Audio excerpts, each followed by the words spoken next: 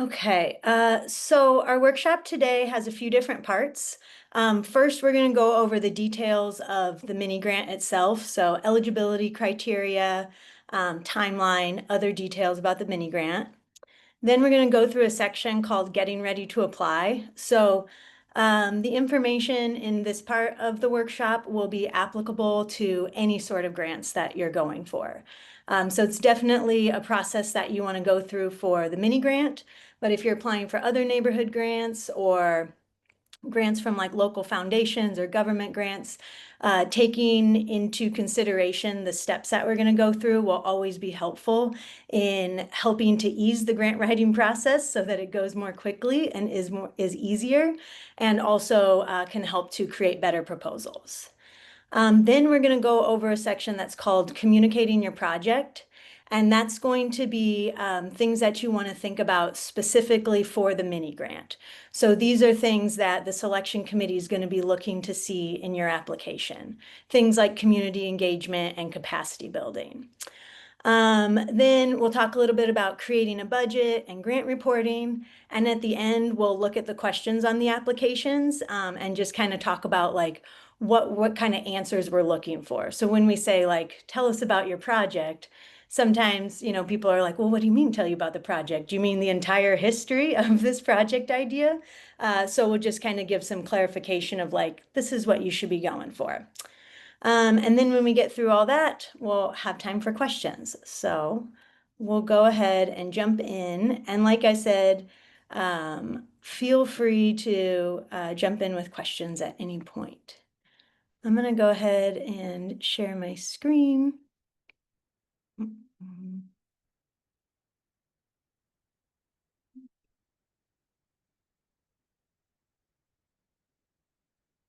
Which I don't know why I'm having so much trouble with all of a sudden.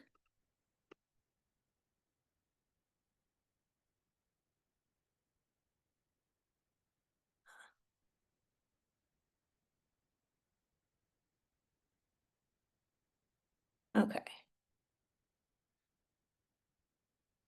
Okay, so jumping in, the timeline for the mini grant, right now applications are open and they're open until October 13th at midnight. And then it'll take about a month for us to go through all the applications and for the selection committee to make their selections. So applicants will be notified on November 13th. And then in the week of November, we're going to ask folks that have been awarded the mini grant to sit for a short interview so that we can highlight your project. So we'll be looking for folks to come in. We'll have a couple of different days and times that folks can select from, but that'll be the week of November 17th through the 21st.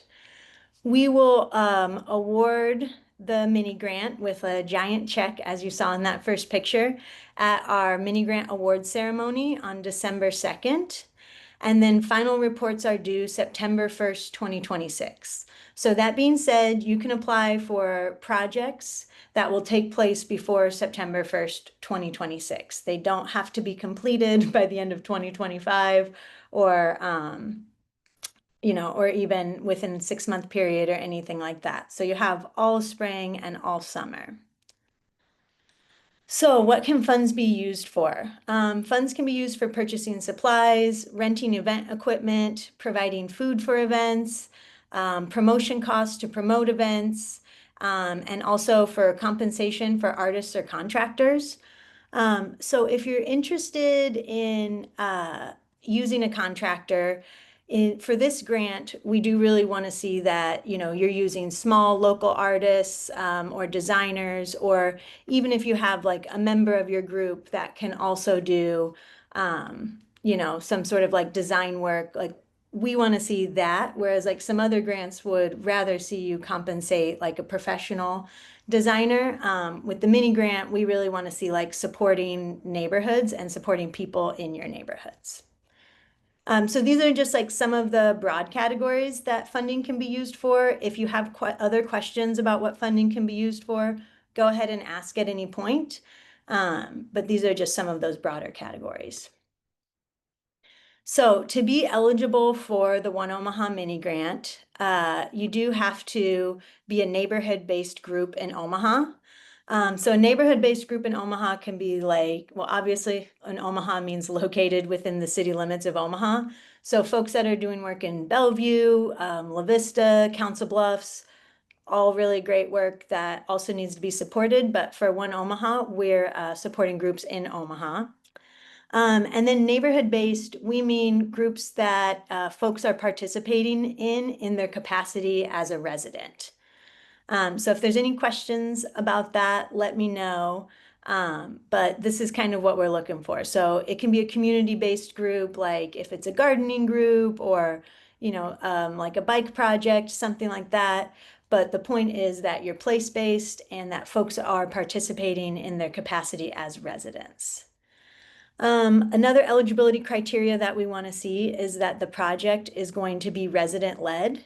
So again, this means that the folks leading the project are doing it in their capacity as residents who want to build a stronger community.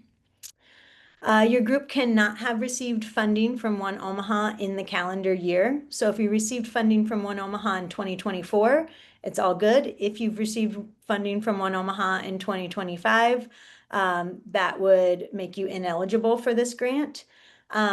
If you have a fiscal sponsorship agreement with One Omaha, and you have received a different grant through a fiscal sponsorship, that would not count as receiving funding from One Omaha in the calendar year.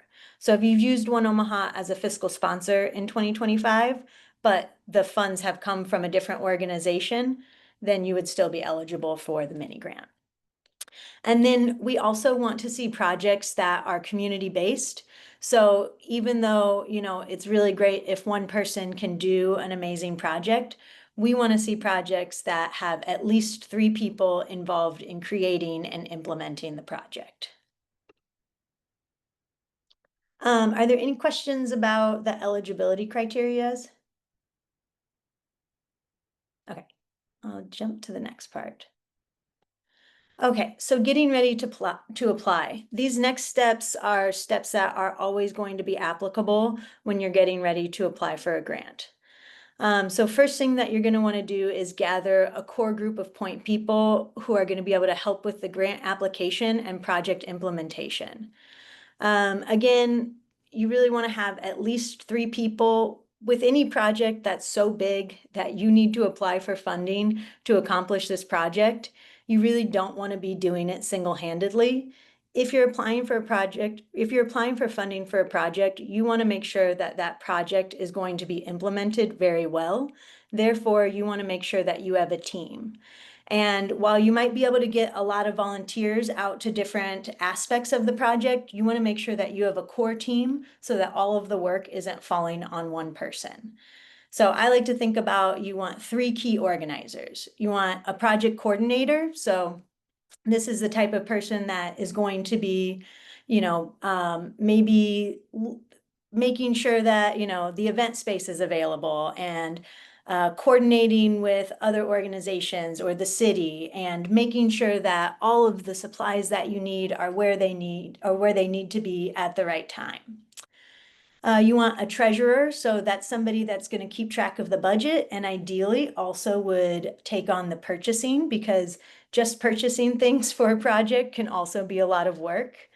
And then you want somebody that's going to step up and coordinate other volunteers. So folks that might not be as involved with the creation of the project, or maybe they are.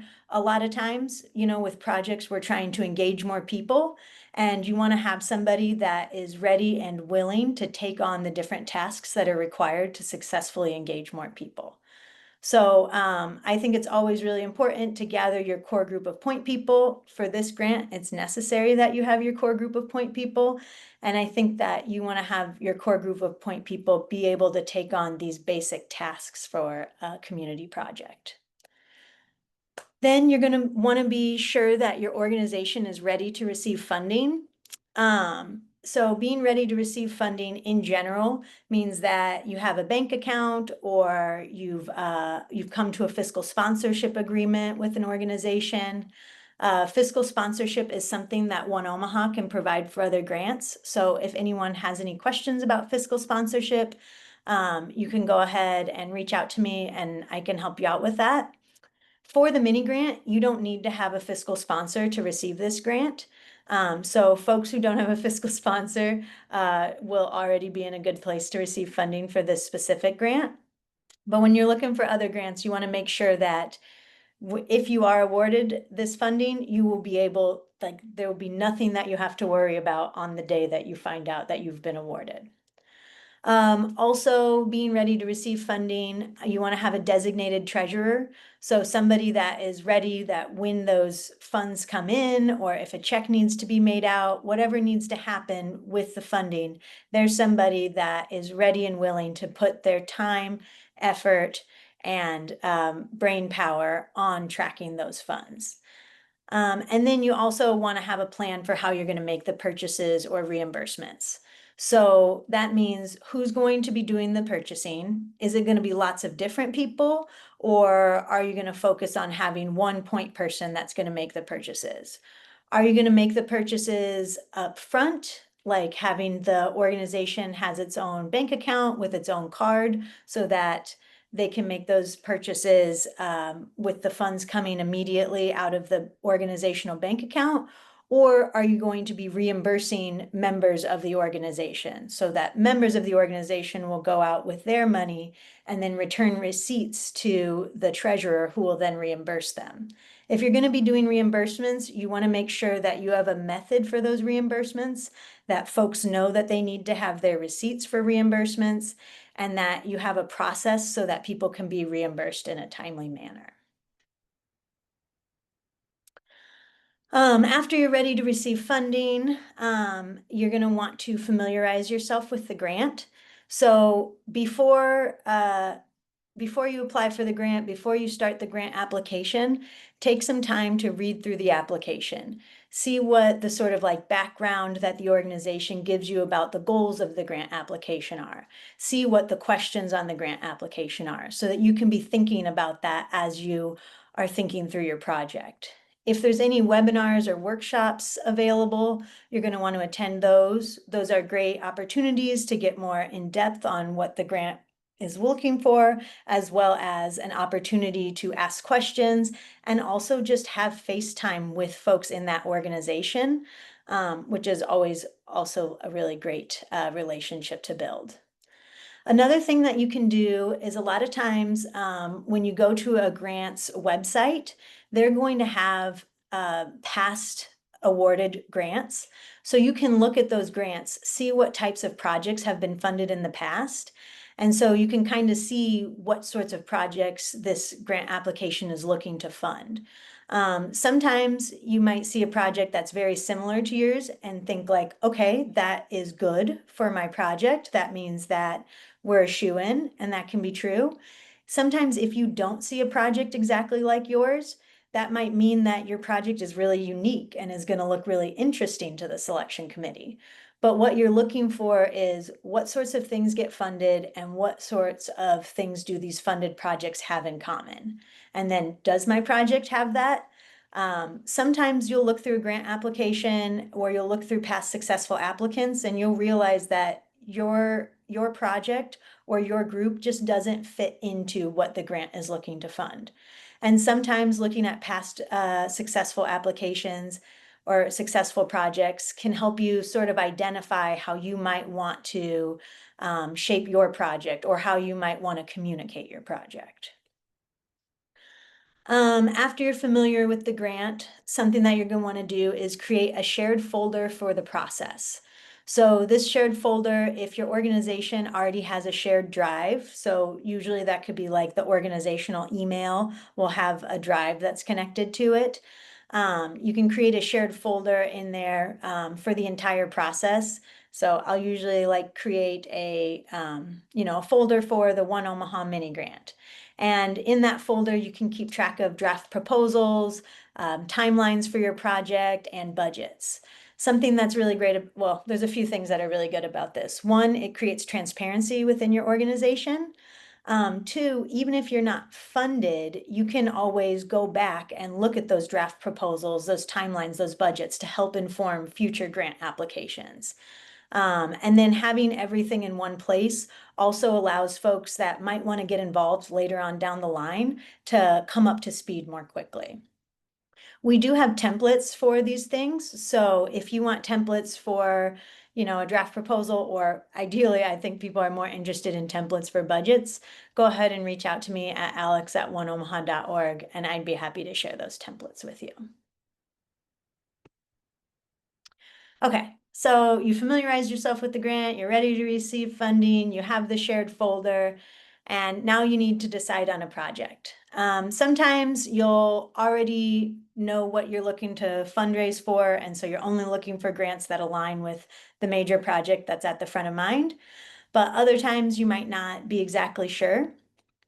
So some tips for deciding on projects is you might want to think about what projects your group is currently working on that best align with the grant criteria and goals. So some of the projects may be better aligned than others. So there might be an organization that has a project that is specific. Well, I'll say this, for the mini grant, if your project is specifically about engaging more people and building the capacity of your organization, that is going to be the project that you want to apply for the mini grant for. There might be other grants out there that are going to be better for, if you're looking to make like large purchases like land or tools or equipment. So you want to get familiar with what the grant criteria are, what the grant wants to fund, and then what projects or what goals your group has that aligns with the grant, the specific grant you're applying for. Another thing to think about is phases of a project that your group is currently working on. So for example, the mini grant is for up to $1,000, and your group might have a project that costs $5,000 or $10,000. So just think about how you could break down that larger project into smaller phases, and then could you use the mini grant to fund success in just one phase of that larger project. So visioning sessions are facilitated conversations. One Omaha can host or can help facilitate a visioning session for your group. Also, visioning sessions is something that you can do on your own within the group. It's really nice to have a neutral party that's from the outside to facilitate that session. So if anybody is ever looking for a visioning session, you can reach out to me and I'd be happy to help set one up. But visioning sessions can help groups that have shared values but don't have clear goals realize a plan for how they can put their values into action. So especially for new groups where people are coming together because they know that they have a shared value, they're not exactly sure how to articulate that value into a plan. Visioning sessions can really help to clarify those goals. They can also help to prioritize project ideas. So if there's 4 or 5 projects out there that different members of the groups have, but you're not exactly sure how to, or, the conversation is just getting difficult to figure out, like, well, which one should we do first? Or how should we, organize all this, by that. Visioning sessions can also help to identify and organize project ideas into campaigns that build power. So like we're talking about, if you have this overall larger project and you need to break it down into phases, a visioning session can be helpful for breaking it down into different phases. And then if you're really clear on your project and there's lots of consensus and everybody knows what they want to do, a visioning session can still help groups in that case. Visioning session can help to create a timeline, action items, roles, and a budget for the project. So that, once if you've gone through this process with the entire group, once it becomes time to do the application, if you go through a visioning session, you're ready. The application just writes itself. I will say when we do visioning sessions, One Omaha follows up with a report for the group. So in this case, if, the visioning session was to create a timeline and action items, that report would be something that you could have with you while you're filling out your grant application. Okay, other things that you want to think about when you're getting ready to apply is taking stock of your group's capacity.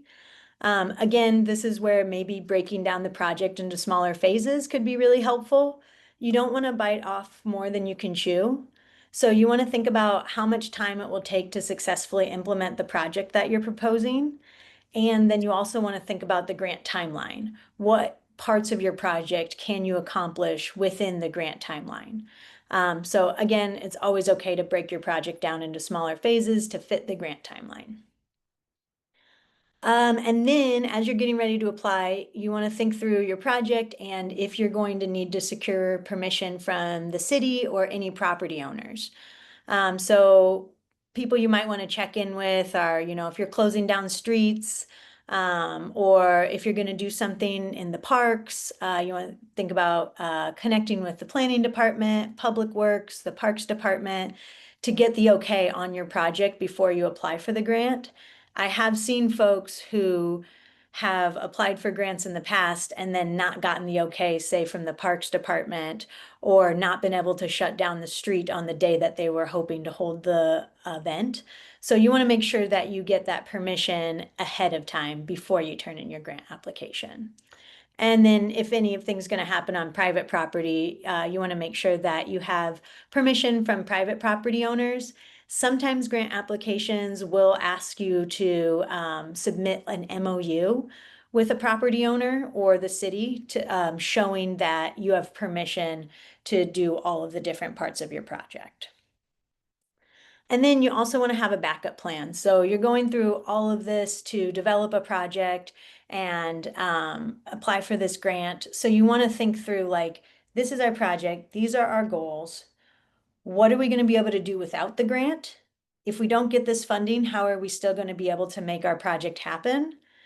And if we do get this funding, how will it make our project better?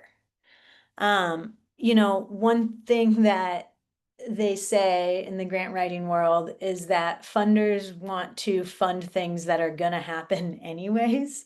And while I don't know, I'm not exactly sure how true that is, but I do think that a really strong grant application shows that that this is a very necessary project and that this project, that this group has the gumption to make it happen one way or another, but this funding is going to make the project so much more impactful. Okay, so that's a little bit about things to take into account before you apply for any grant. This next section, we're going to be talking about things that you definitely want to emphasize in your mini grant application. So thinking about the vision for your project, you're going to want a sentence about how this project was selected. We selected this project, during facilitated conversation, group members identified that this project would help us reach our group goals of A, B, C. What is the need for this project? That could be in the same sentence. We identified that, through a survey or through facilitated conversation, we identified that these things need to be changed, or that, the majority of residents want to see this thing. And then thinking about like what you'll want to accomplish in the short term and the long term. So again, thinking about like the breaking your project down into phases. We're going to have this parade and it's going to be great and bring so many people out. Those people are going to get to know each other, which is going to create the foundation for long-term, for improved neighborhood safety through improved neighborhood communication. So this short-term project is going to lead to these long-term outcomes. And then just thinking through and listing like, what are the benefits of the project? The benefit is that it gets people outside, it gets people talking to each other, it gets people direct benefits, or sorry, it gets people like direct basic needs or something like that. But thinking through those benefits ahead of time and having them listed out is also really important. For this application and for other applications, it's always really good to have like a month-by-month schedule of your project. So that doesn't need to be like May 1st, go to Home Depot and buy supplies. May 2nd, go to Lowe's and buy supplies. It can just be like May, buy supplies. June, organize the final details of the event. July, hold the event. In an application, a selection committee is always going to want to see that there's a solid plan of action for how the project will take place. And that solid plan of action will definitely happen within the timeline of the grant. And then you want to think about ongoing maintenance. So if you're asking for funding to plant a bunch of trees, you want to mention who's going to take care of those trees. Sometimes when folks are in a selection committee, they're asking questions about what's going to happen down the line. So if you have a plan for once we plant these trees, we know that neighbor Bob is going to prune the trees and that, neighbor Jan is going to communicate with the city to make sure that if there's any issues with the trees, then you want to let the selection committee know that you've thought through what that ongoing maintenance will look like. And then folks are going to want to know how you will continue to fund the project. So if you're applying for one phase or you have a project that's an annual project, you might be applying to the grant for this year, but what are your plans for funding in the future and how will this grant help you to receive more funding in the future? So if you're going to engage new volunteers who will help with fundraising, that's something that you might want to include there. Or if you're planning to apply for other grants in the future or hold annual bake sales, just thinking about like, if this is an ongoing project, how will you continue to fund it? And letting the selection committee know that you have a plan for continued funding. So that means that their investment now is going to lead to greater outcomes in the long run because there is a plan for continued funding. The project won't just die after this funding runs out. Okay, so for the mini grant, particularly community engagement is very important. So you want to think about how your project, does your project seek to engage additional residents? If it does not seek to engage additional residents, it is not the most in alignment with the mini grant. So does your project seek to engage additional residents? How will it do that? Are you going to host, open houses? Are you going to host a neighborhood walk once the event is done? Are you going to collect people's emails when they attend the event so that you can stay in touch with them? Are you going to have like a volunteer orientation day so that folks who come out to help with one part of the event are able to stay in touch?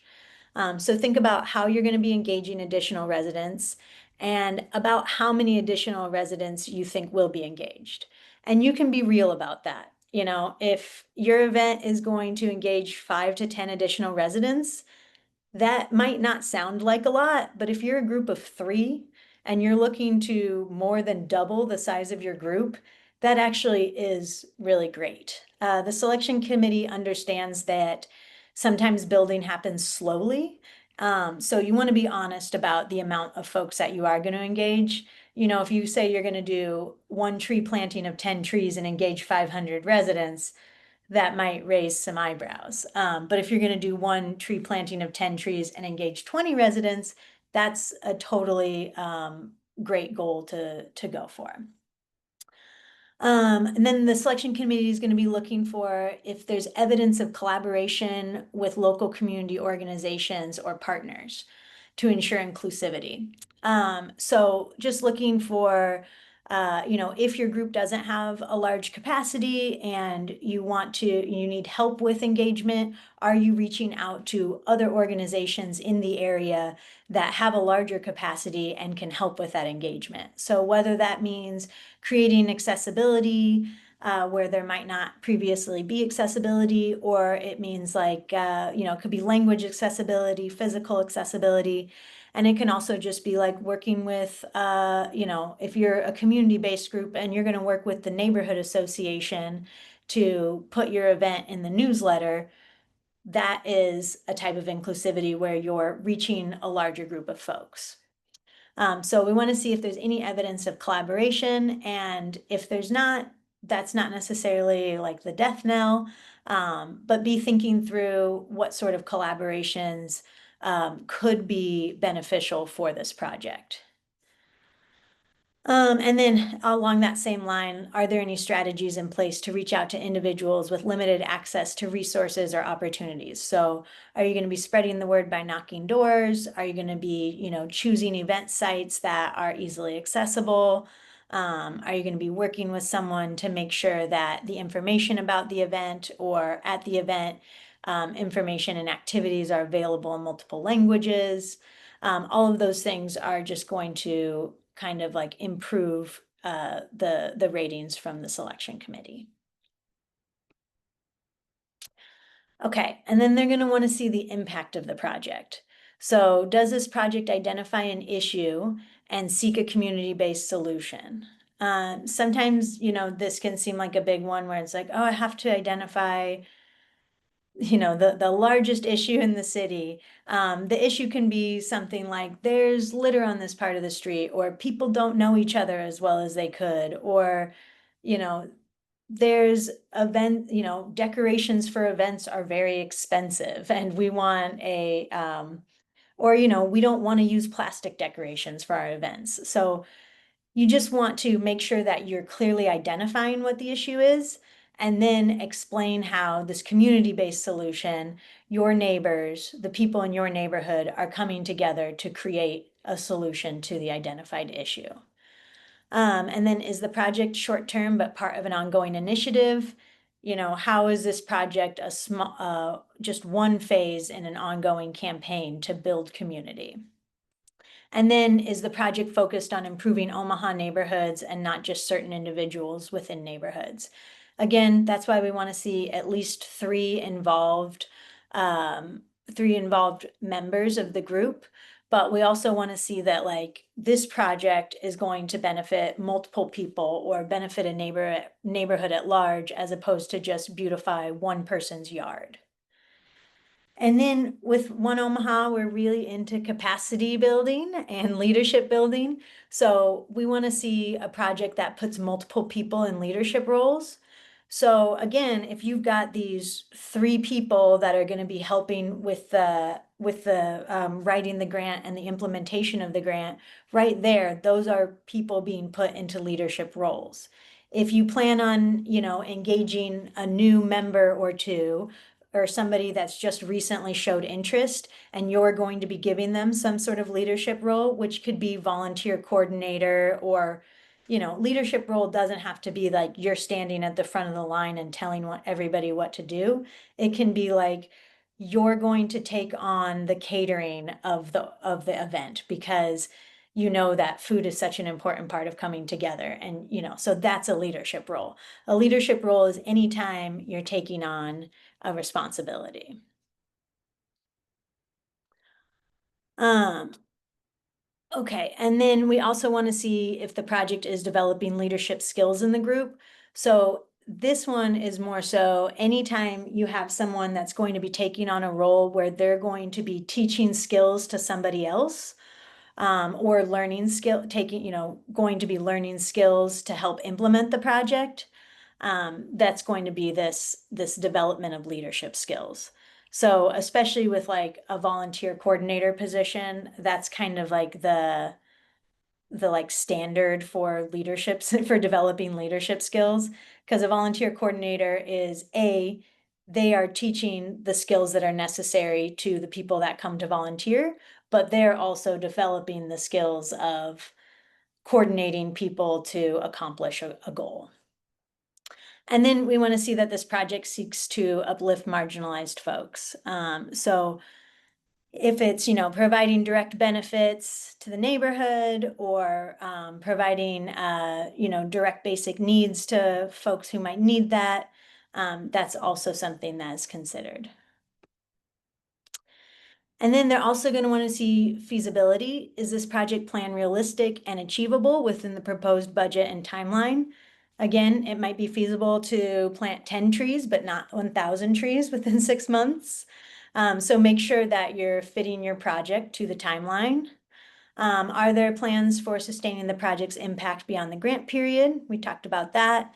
And does the application demonstrate effective use of resources, including funds and volunteer efforts? We'll talk a little bit more about this when we get to budget, but one thing that you're going to want to think about while you're developing your project is you're going to develop a budget for what the project costs, and that's why you're asking for funding. But you also want to take into consideration all of the volunteer time or anything that folks are donating. So if you can show that you have $3,000 worth of volunteer time and $1,000 worth of, say, supplies, that's going to look really good. It's going to look like you're leveraging this funding to accelerate the resources that you already have. And then the selection committee is also going to be looking for clarity. Is the project clearly outlined? That's where you want your timeline and your budget. Is the purpose clearly defined? So you've got your issue and your community-based solution. And then does the project have clear, measurable objectives and outcomes that demonstrate its potential impact on the community?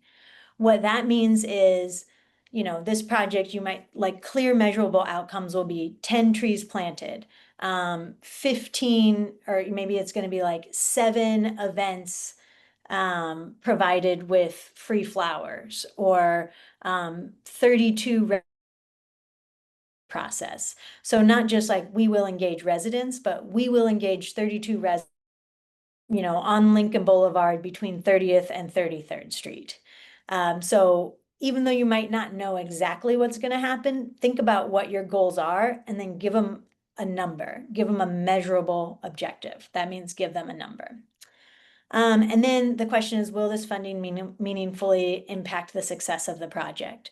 And so, you know, if the project is $500,000 and this $1,000 grant is just going to go towards, you know, supplies for hay bales or something like that, that might not look as good as if the overall project is $100,000, but this project is going to go towards the first phase of engagement and outreach, which is building the foundation for successful implementation of different phases of the project down the line.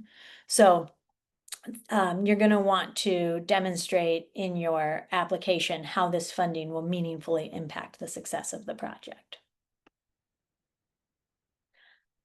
So that takes us into creating our budget. So again, kind of going back to that treasurer, you want to have a budget coordinator. So this is somebody that's willing to, you know, not just help to develop the budget, but also keep track of the budget. So ideally, they'd be willing to make the purchases. If they're not willing to make the purchases, then they're willing to track the purchases, track the receipts. And if there's reimbursements involved, make sure that those reimbursements are happening in a timely manner. So first thing you want to have is your budget coordinator. Then you want to do your quick outline of project activities. So, you know, you've got your timeline: May, buy supplies; June, coordinate the event; July, have the event. So then when you want to think through, like, what are the supplies that we need, and what will each one of those supplies cost? So that's when you're going to want to do some online research to estimate the costs.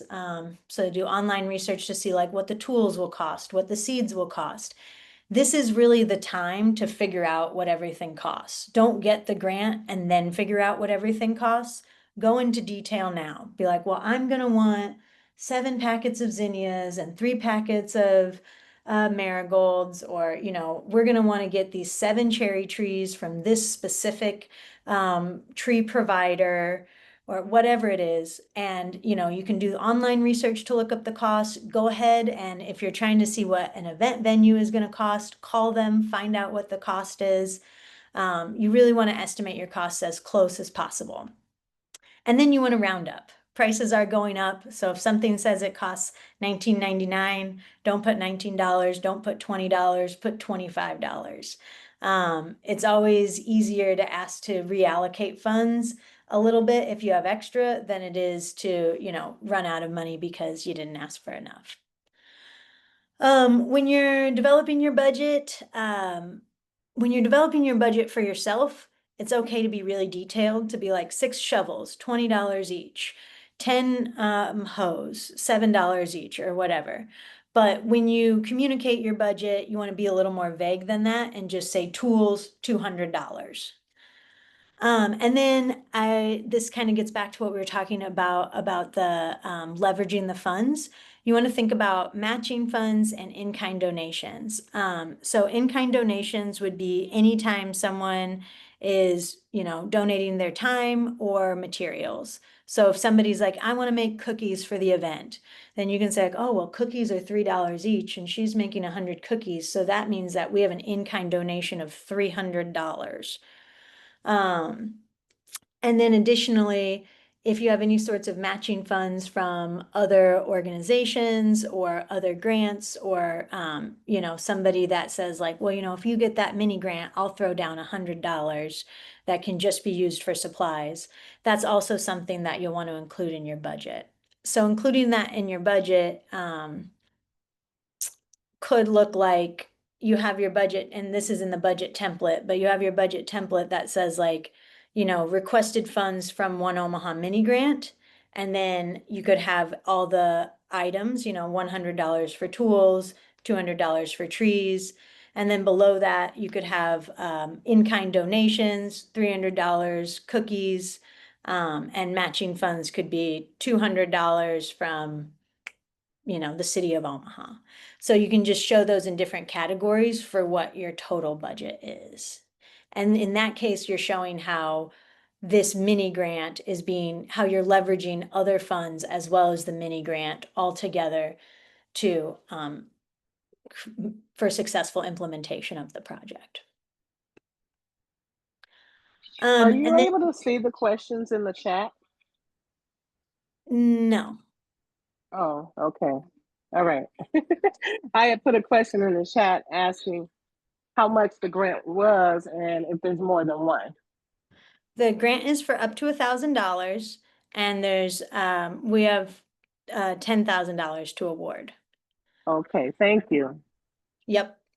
So if that could be 20 grants if everyone asks, if there's, 500, if there's 20 requests for $500, but generally it's folks have projects with up to $1,000 worth of asks. So we generally award about 10 grants a year. I have a quick question about the in-kind donations. So if we're Yeah. able to receive a discount from like a local organization on materials, would we include that discount in the in-kind donations? Yes. Okay. Yeah, that's a good question. Okay. Moving on to tracking a budget. It's important to track your budget throughout the year. You don't want to overspend. So, I have a template that we're happy to share with you. But you want to make your own spreadsheet with the proposed cost of each budget item, and then the real cost of each budget item.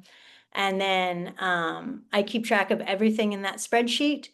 And also, when folks make purchases, whether it be a purchase for reimbursement or a purchase with like through an organizational bank account, take pictures of those receipts immediately and link those receipts to the purchase in the spreadsheet. That will make grant reporting so much easier. You will save hours if you just do that from the beginning. There is a tip here that says have a designated place for physical receipts. That's great. It's better to just take a picture of the receipt and immediately put it in the spreadsheet so that way it can't fly out the window or accidentally get misplaced. Just take a picture, put it in the spreadsheet, and then you don't have to worry about it. Basically, if you lose a receipt, then that's kind of the worst thing that can happen. Some grants don't ask for receipts, some do. And if they do ask for receipts, there's usually a way around it, but it's just going to take a lot more of your time and energy to do that than it would if you just took a picture of the receipt and put it in the spreadsheet. Okay, so for grant reporting, you want to make sure that you understand the grant timeline and only ask for funding for aspects of the project that can be completed during the timeline. So for the mini grant, it's by September 1st, 2026. You want to be ready to submit a report that accounts for all of your purchases and gives a synopsis of the funding, of how the funding was used. So, again, it's having those pictures of the receipts that you took immediately and linked in the spreadsheet.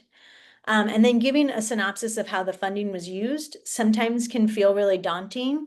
But you can just say like, funding was used to purchase tools that were used on 4 work days throughout the season, and helped and led to the successful implementation of the project. So it doesn't need to be like too daunting to figure out how to explain how the funding was used. It's just that it was used to purchase this thing that was integral to making sure that the project happened well. Track your spending as you go. And the mini grant reporting requirement is very simple. We just want a narrative of how the project went. So even if it wasn't successful, we want to hear about why it wasn't successful, and how you could use support for doing something more successful in the future. If there was some aspects of it that went really well and some that didn't, that's great. Just be honest about how the project went. And then also let us know how One Omaha funding assisted in the project. So again, that's similar to how the funding was used, but just One Omaha provided the funding that allowed us to do outreach that led to more people attending the event, which now we have 2 new regular volunteers. That's great. And then we want to see pictures, 5 to 10 pictures of the project. We will use that in future promotions. So if you can get, pictures of old people handing, plants to young people, that's always great. Or, 4 or 5 people standing together laughing. We love that sort of stuff. So Can we I want ask something? For the application, how many photos are we able to upload of like proof of you know? for the application, Yeah. you can upload up to 5 photos. Oh, okay. Sounds good. Yeah.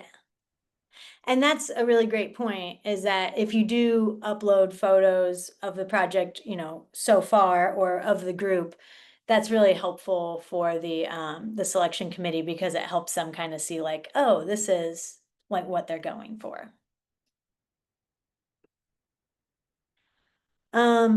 Okay, so real quick, we'll just go through the questions on the application. The application is going to ask for contact information for 3 people. Please make sure the information is up to date, so no outdated phone numbers, outdated emails. We asked for 3 people in case the primary contact, something happens and they can't continue the correspondence.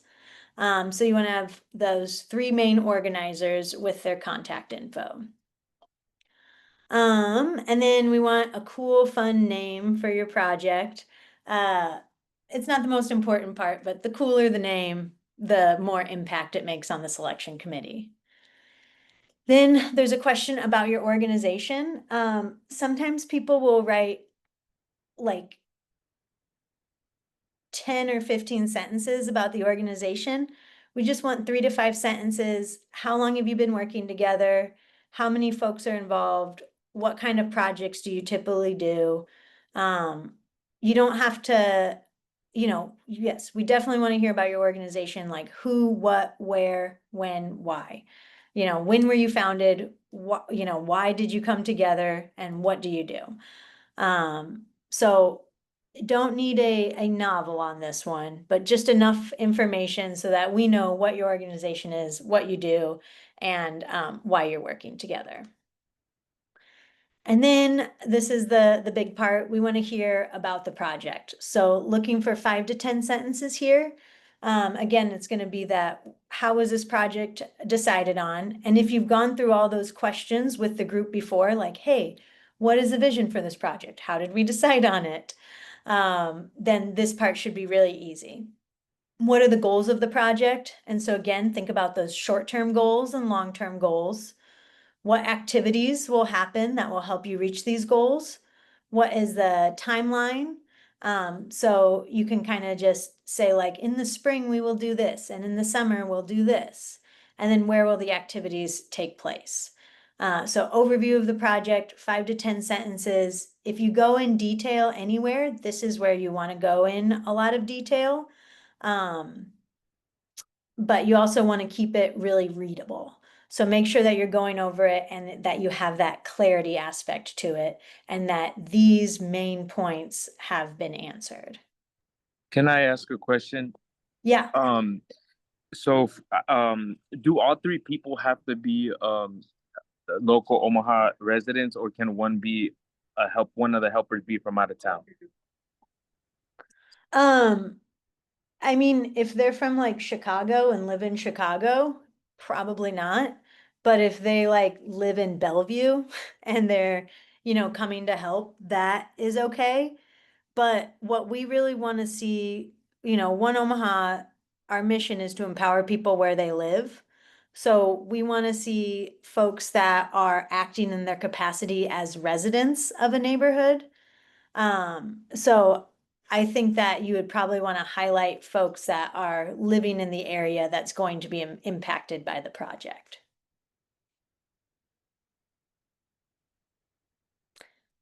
Does that make sense? Yes, thank you. Okay.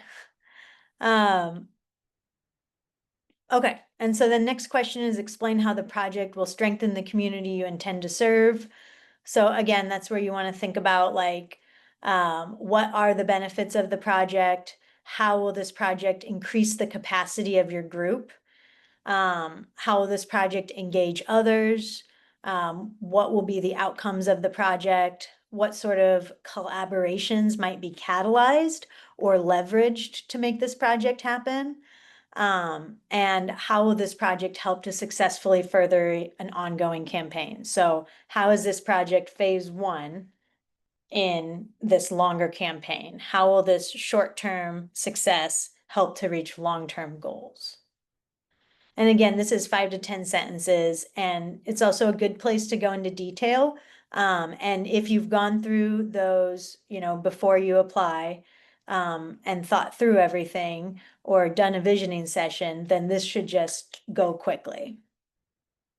And then there's a question about key community partners. You don't need to have community partners, but more collaboration, the better, but make sure the collaboration makes sense. You don't want to necessarily be, I don't know what a collaboration that doesn't make sense is. Like maybe you're collaborating with a gas station for, I don't know, but if you're collaborating with a gas station for parking, that might make sense. But just make sure that the collaboration makes sense and Lee is part of implementing the project and not just a partner that you collaborate with on other aspects of your organization. Can I ask a question about Yeah. are schools like a good can we collaborate with schools? Is that considered? Yeah, that's great. Okay. Awesome. Thank you. Yeah. Any other questions on collaboration? Okay. And then there's a Sorry, question. I Yeah, got a go ahead. question. So will you guys require, you know how to get permission from the city or from property owners, you guys require, I forgot what you called it, but maybe like a letter that confirms? Will that be something that is required for like collaborate? Not that we're gonna lie on it, but do we have to get something from them prior to applying? From like a group that you're collaborating with? Yes. No. I think as long as it's just true, that's fine. Okay, thank you. Any other questions right now? Okay. Then there's a question about how the grant funds will be used to accomplish your project. So there's two aspects here. You want to have a budget narrative. Funds will be used to purchase ABC. So funds will be used to purchase tools, seeds, and water from neighbors, which are all necessary for a successful garden. And then also, under that, you could do your line item budget of, like we were talking about with the template, tools, $200, water, $400, seeds, $200. And then if you have any in-kind donations or anything like that. So short budget narrative of how the funds will be used, and then a line item budget for that question. And then that's that's the application. It's just 7 questions. And it's not too complicated. But if you have any questions as you're going through it, you can always reach out and I'd be happy to help clarify anything. Are there any questions that folks didn't get answered throughout the presentation? I have one question. Is there a preference at all to the length of the timeline? Like, are they looking for a single day event or a continuous program? I think that you want to, so for the timeline, it wants to be the timeline of the project. Okay, So it could be like October, apply for grant. And then, like kind of, if you're not going to make any purchases until May, that's fine. okay. But just kind of, yeah, an idea that shows that like this will happen. Okay. Any other questions? What I'm wondering how many years has One Omaha done this, and about how many people have like applied in the past? Yeah, so this is the 6th, so it's, 5 years, but like this is the 6th cycle. And we've had varying applications, but usually we get between 20 and 30 applications. I have a question. Yeah. Was there a winner that exceeded expectations, and what do you think they did differently? Great question.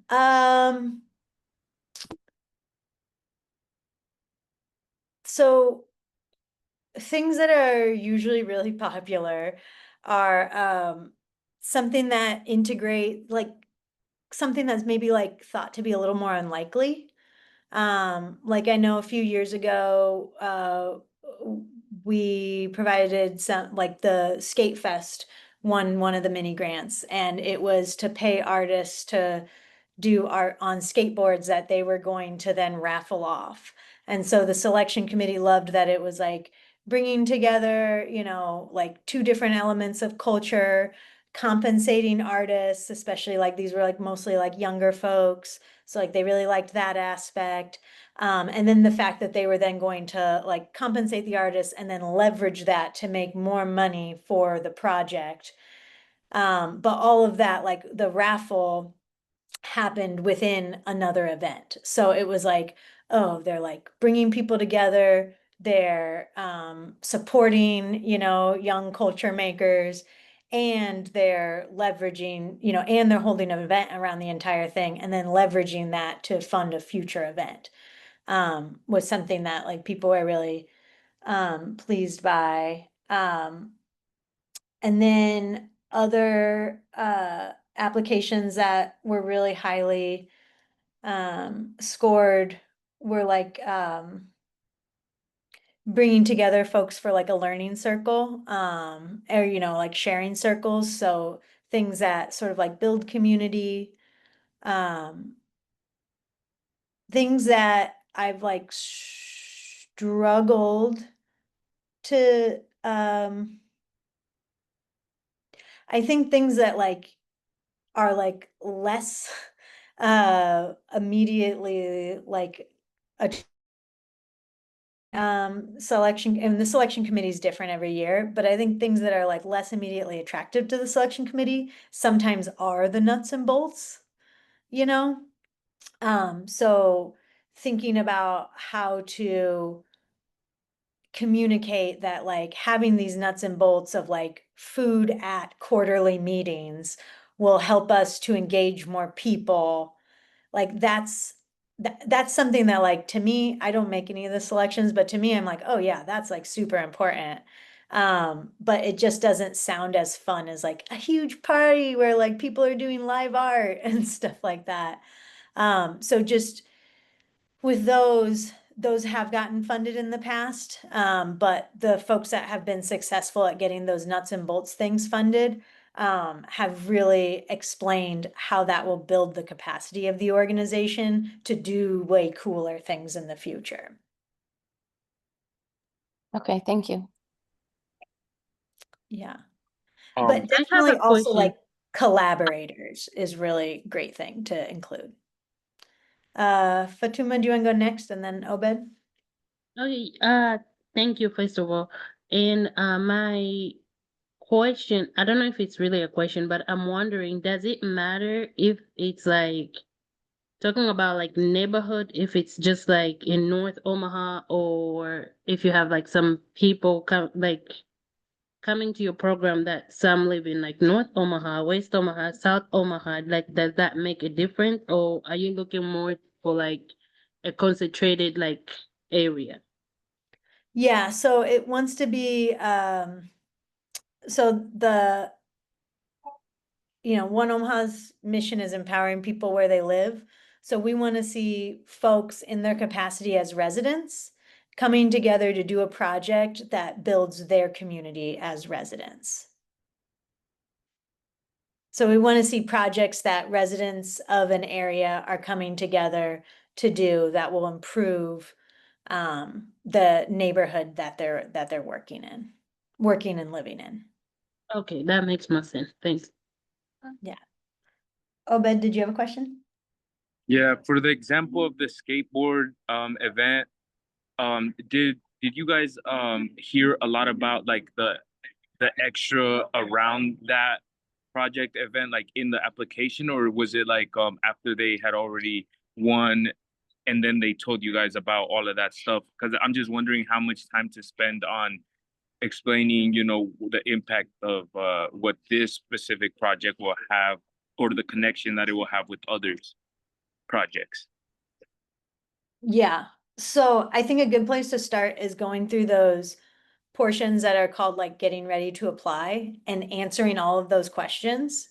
Like, and then once you do that, condensing the answers to all of those questions into a 5 to 10 sentence paragraph. Which if you just go like dry into the application and start to type, that's where you get these like meandering answers that it's like really hard to tell like where the project is and what the impact is. But if you kind of like do all of that thinking ahead of time and then condense it down into a paragraph, that's how you can give a lot of background in a few words. So to your answer, they gave us that background in the application. But it wasn't a super long answer. It was just like, we're going to, you know, we're going to provide compensation to artists to build these skateboards, which they'll do at this event.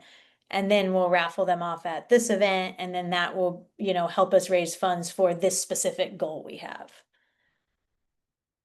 Thank you. Yeah, I really think that like working it out ahead of time and having that story, like just really practice telling your story a couple times by answering those questions. And then you can create your elevator pitch, which is what you put into the application. Any other questions right now? I have a question. So as like with collaborations, can it be with other organizations that are Yeah. currently like actively, doing stuff? Yeah. Thank you. Yeah. And just, I think when it is with another organization, especially if it's like a really well-resourced organization and you're nervous that they're gonna be like, well, if they're collaborating with like the Boys and Girls Club or something, like then the Boys and Girls Club should just pay for it all. Just explain what the collaboration is. You know what I mean? So that it is clear, like they will bring kids out to attend the event or, because sometimes people will look at that and think like, well, then why isn't it, why aren't they just asking them for money? And so just explain like their role is this one specific thing. Perfect. Thank you. Yeah. Any other questions right now?